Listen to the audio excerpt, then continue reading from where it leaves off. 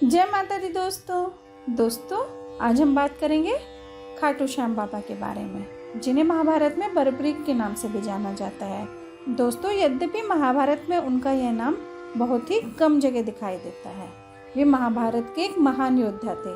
वे भीम के पुत्र घटोत्कच और उनकी पत्नी अहलावती, जिन्हें मौरवी के नाम से भी जाना जाता है, के सबसे बड़े पुत्र थे। उनके दो और भाई थे, जिनका नाम अंजन पर्व और मेघवर्ण था। दोस्तों, बरबरीक को उनकी माता मौरवी ने यही सिखाया था कि सदा ही वे पराजित पक्ष की तरफ से युद्ध करें, और वे इसी सिद्धांत का पालन करते रहे। दोस्तों, बरबरीक को कुछ ऐसी सिद्धियां प्राप्त थी जिनके बल से वो पलक झपकते ही किसी भी युद्ध का निर्णय बदल देते थे। दोस्तों, अगर ये कहा जाए कि वे महाभारत युद्ध में अर्जुन, कर्ण, भीष्म पितामह से भी बड़े योद्धा रहे होंगे तो यह गलत नहीं होगा।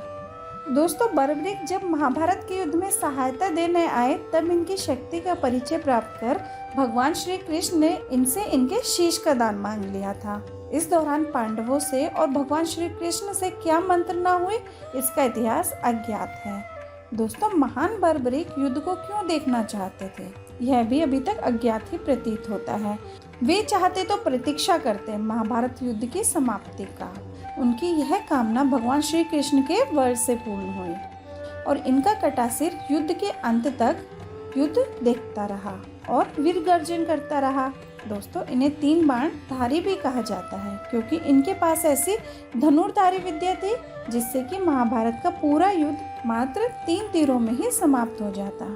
तो दोस्तों, आइए जानते हैं खाटू श्याम बाबा या फिर बरबरीक के बारे में। दोस्तों, बरबरीक बाल्यकाल से ही बहुत वीर और महान योद्धा थे। उन्होंने युद्ध कला अपनी माता से सीखी। माँ आदि शक्ति की तपस्या कर उन्होंने असीमित शक्तियों को अर्जित कर लिया था। उसके पश्चात भगवान श्री कृष्ण की आज्ञा से उन्होंने कई वर्षों तक महादेव की घोर तपस्या करके उन्हें प्रसन्न किया और भगवान शिव शंकर से उन्हें 3 अभेद्य बाण प्राप्त किए और 3 बाणधारी का प्रसिद्ध नाम प्राप्त किया। दोस्तों, साथ ही अग्निदेव ने प्रसन्न होकर उन्हें अपना दिव्य धनुष प्रदान किया। दोस्तों, महाभारत का युद्ध कौरवों और पांडवों के बीच निश्चित हो गया था। तो जब यह समाचार बरबरीक को प्राप्त हुआ तो उनकी भी युद्ध में सम्मिलित होने की इच्छा जागृत हुई। जब वे अपनी माता से आशीर्वाद लेने पहुंचे तब मां को हारे हुए पक्ष का साथ देने का उन्होंने वचन दिया। वे अपने लीले घोड़े, जिसका रंग नीला था, पर 3 बाण और धनुष के साथ कुरुक्षेत्र की रणभूमि की ओर अग्रसर हुए।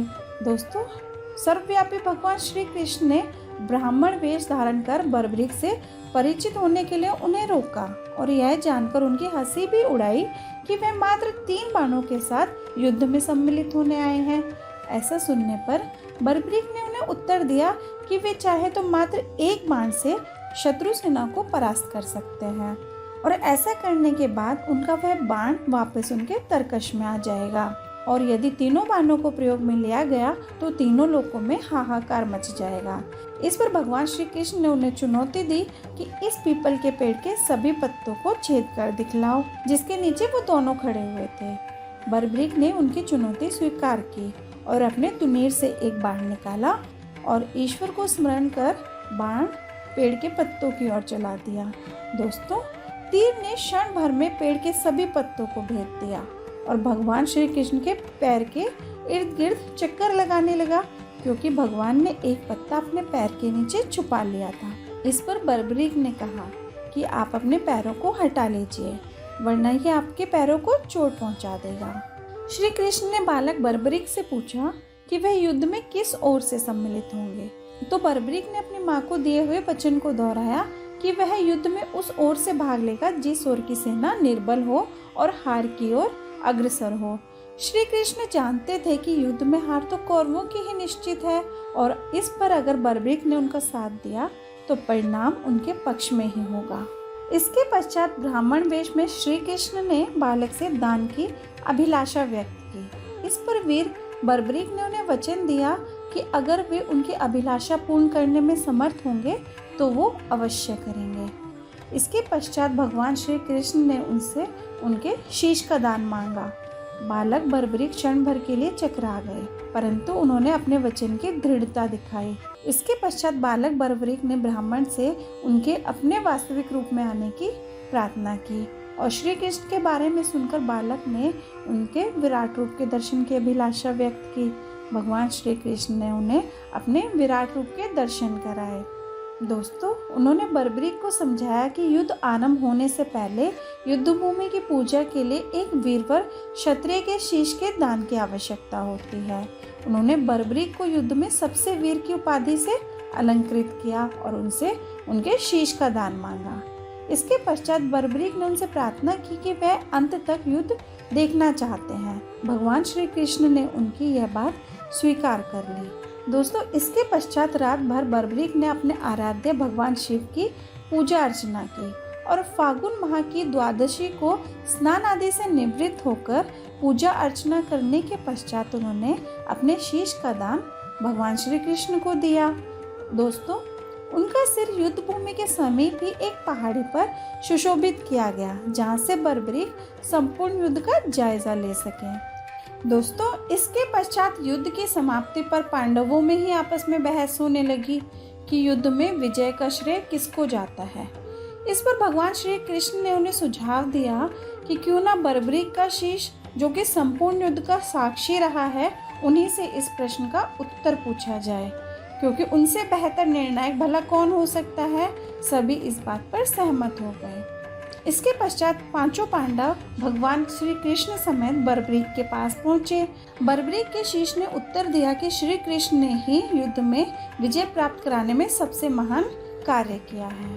उनकी शिक्षा, उनकी उपस्थिति और उनकी युद्ध नीति ही निर्णायक थी। उन्हें युद्ध भूमि में सिर्फ और सिर्फ उनका सुदर्शन चक्र घूमता हुआ दिखाई दे रहा था, जो कि शत्रु सेना को काट रहा था। यह सुनकर भगवान श्री कृष्ण बहुत प्रसन्न हुए और उन्होंने बर्बरीक को वर दिया कि तुम कलयुग में मेरे नाम यानी श्याम नाम से पूजे जाओगे और खाटू नामक गांव में प्रकट होने के कारण खाटू श्याम के नाम से प्रसिद्धि पाओगे और मेरी सभी 16 कलाएं तुम्हारे शीश में स्थापित होंगी और तुम मेरे ही प्रतिरूप बनकर पूजे जाओगे। दोस्तों, हिंदू धर्म के अनुसार खाटू श्याम जी ने द्वापर युग में श्री कृष्ण जी से वरदान प्राप्त किया था और वे कलयुग में उनके नाम श्याम के नाम से पूजे गए।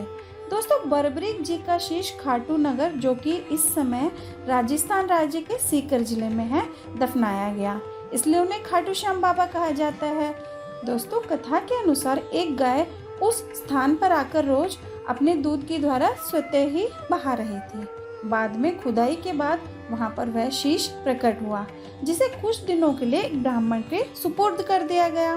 दोस्तों, एक बार खाटू नगर के राजा को स्वप्न में भगवान ने मंदिर निर्माण के लिए और वह शीश मंदिर में सुशोभित करने के लिए प्रेरित किया। उसके पश्चात उस स्थान पर मंदिर का निर्माण किया गया और कार्तिक माह की एकादशी को शीश मंदिर में सुशोभित किया गया, जिसे बाबा श्याम के जन्मदिन के रूप में मनाया जाता है। दोस्तों, अगर आपको मेरी ये वीडियो पसंद आई हो तो प्लीज़ वीडियो को लाइक कीजिए, शेयर कीजिए और चैनल को सब्सक्राइब करना ना भूलें। जय खाटू श्याम बाबा की।